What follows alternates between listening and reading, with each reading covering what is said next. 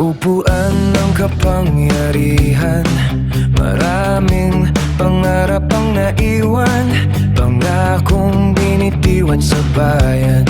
Ngunit sa huli, bulsa ang laman. Sa mata ng taong naghihirap, may luhat gutom na kumikislap, habang ang iyalan ay umayaman sa pawis ng buong sambayanan.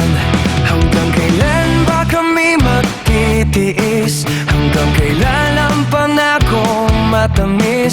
Kung ang serbisyo'y naging negosyo at ang bayan ay ginawang negosyo, kasakiman sa kapangyarihan,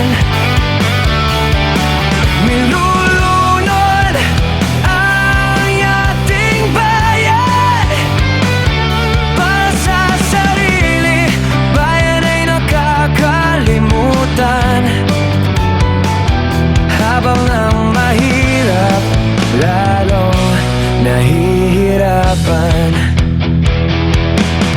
Kapangyarihan ay hindi pag-aari, ito'y pananagutan sa bawat sarili. Kapag ang trono ang naging dahilan, makakalimutan ang tunay na kailangan.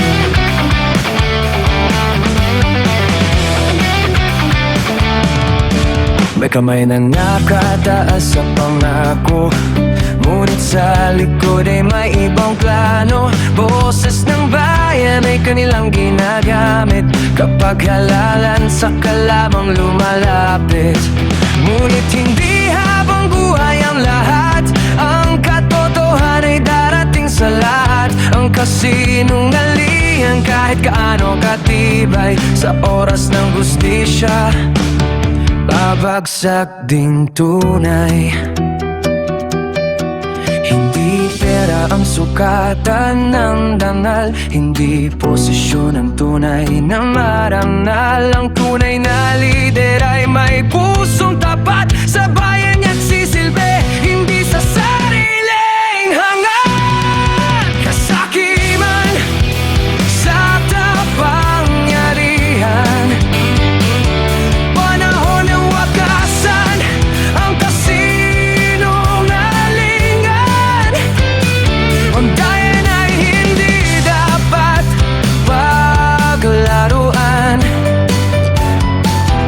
ang kinabukasan ay ating ipaglaban. Kung ang kapangyarihan ay para sa bayan, hindi dapat maiwang nangangailangan, dahil ang tunay na lider sa dulo ng laban, bayan na inuuna, hindi sariling pangalan.